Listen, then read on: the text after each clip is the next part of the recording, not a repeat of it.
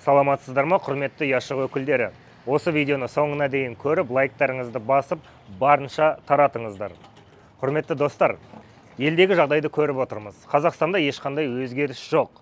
Халықты атып өлтірген Қанышер Тоқаев халықтың жағдайын жақсартамын деп өтіріктен жаңа конституция құрды. Енді алдағы уақытта парламенттік сайлау өтеді, вице-президент деген лауазымды қойды, вице-президент қылып Дариғаны қояды.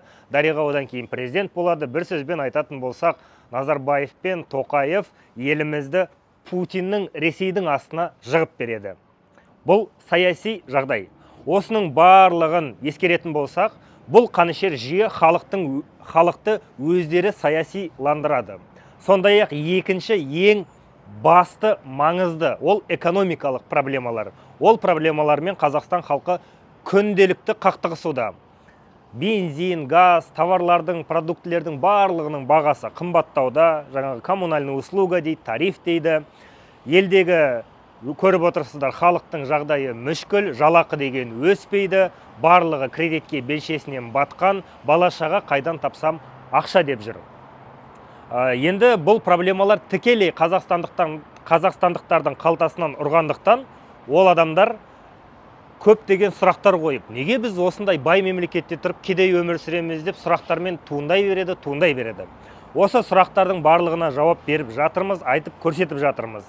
Ендігіде біздің жасап жатқан жұмысымыз жеткіліксіз болып жатыр, себебі біз әзірше азбыз. Бірақ дегенмен сол азғантай ғана команданың арқасында ойлаңыздаршы, біз мынау Қанышер Назарбаев Тоқаев жүйесін қалай шатат етіп жатырмыз. Дір-дір етіп, аяқтары дірілдеп қорқынышта олар. Көріп отырсыздар ғой. Ендігіде біз осы жұмысымызды әрі қарай усиливать етуіміз керек. Мысалы, біз қазір қазақша, орысша эфирлерді белсенді түрде жүргізіп жатырмыз. Мұхтар Қабылұлы бар, мен шығып жатырмын, Елдос бар, басқа да спикерлерді шақырып жатырмыз. Ол біздің шығып жатқан эфирлерге шығып айтып жатқан ағартушылық жұмысымыз. Сондай-ақ біз ақпараттық 16-12 арнасының жұмысын күшейтудеміз. Көріп отырсыздар, неше түрлі видеолар, посттар, плакаттар тағысын тағы жасалып жатыр. Ақпараттық арна ол не үшін маңызды? Ақпараттық арна арқылы біз мысалы басқа елдердегі жағдай қалай болып жатыр, товарлардың бағасы қалай, мысалға Литвада жалақының, халықтың жағдайы қалай, қанша жалақы алады, товарлардың бағасы қанша тұрады, Қазақстанмен салыстырамыз дегендей осындай материалдарды көрсетіп, сондай-ақ мынау Франция, Америка деген сияқты мемлекеттерде кезінде сондай адам құқығын қыспаққа алу деген сияқты Қазақстандағыдай диктаторлық жүйе, осындай жүйелер көптеп Европа мемлекеттерінде де болған. Бірақ олар халық басын бірігіп, осындай жүйесіне қарсы тұрып өзгерте алды. Біздің де ол қолымыздан келетінін көрсетіп, біз бір сөзбен айтқанда осы 16-12 ақпараттық арнасының арқасында халықтың сана сезімін өзгертіп жатырмыз. Біздің елімізде өзгеріс болу үшін, енді біз айтып жатырмыз ғой, біздің Қазақстан халқы миллиондаған адамдар өзгерісті қалайды. Мынау Қанышер Назарбаев Тоқаев жүйесінен шаршаған. Бірақ енді сол миллиондар іс-әрекет ету үшін біз сол миллиондардың алдында ағартушылық жұмыспен айналысып, ой өрісін өзгертуіміз керек. Сол ой өрісі өзгерген миллиондардың ішінен ертең іс-әрекет жасайтын болады. Біреулеріңіз мысалы пост жазаласыздар, қазақша, орысша, видео монтаж жасай алатын адамдар, немесе қаржылай көмектесетін адамдар дегендей, әркім өзінің қолынан келгенше іс-әрекетін жасап, біреу лайк басады, мысалы комментарий жазады деген тәрізді. Осылай біз миллиондаған халықтың сана сезімін өзгертіп, сол миллиондардың ішінен бізге мысалы Қазақстан бойынша Алматы мен Астанада 50 мыңнан, қалған қалаларда 10-20 мыңнан халық ұйымдасып бірігіп шықса болды, жеткілікті мынау Қанышер Назарбаев Тоқаев жүйесін жылдам арада қан төгіссіз құлатамыз. Міне осы жұмыстың барлығын белсенді іс-әрекет жасау үшін Яшықтың жұмыстары өте маңызды. Құрметті отандастар, көріп отырсыздар. Біздің арналардың барлығына банға жіберіп, атакалар жасалып жатыр, удалить етіліп жатыр.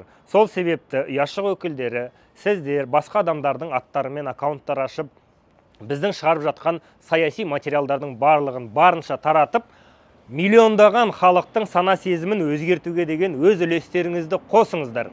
Егерде Яшықтар, құрметті Яшық өкілдері, сіздердің араларыңызда қазақша, орысша пост жазылатын адамдар болса, плакат, видео монтаж жасай алатын адамдар болса, бізге байланысқа шығыңыздар.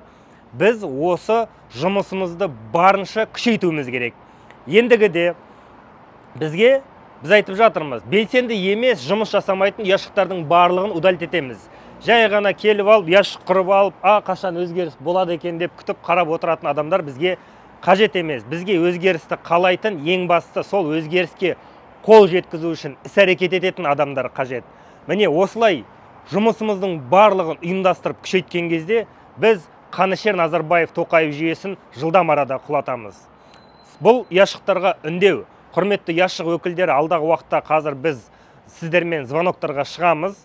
Бізге сіз өз ұяшық өкілдерімен сөйлесіп, ақылдасып, келісіп, қай күні сағат нешеде звонокқа шығу қолайлы болады, маған жазыңыздар, мен графикке қоямын. Сөйтіп сіздермен конференция, звоноктар ұйымдастырып, өзіміздің жаңағы жұмыстарымызда ақылдасып, қандай іс-әрекеттер жасау керек екендігін көрсетеміз.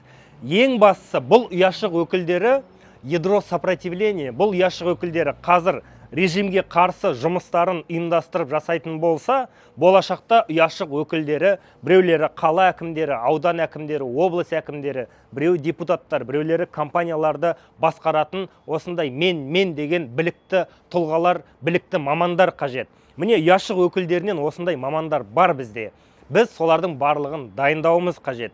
Түбі мынау Қанішер жүйе құлайды, түбі біздің халық көтеріледі де революция болады біздің елімізде. Сол кезде барлығы хауыссыз, барлығы ұйымдасқан түрде болсын десеңіздер, белсенді жасырын ұяшық құрып, штабқа байланысқа шығыңыздар. Құрметті отандастар, тағы да сіздерге айтайын деп едім.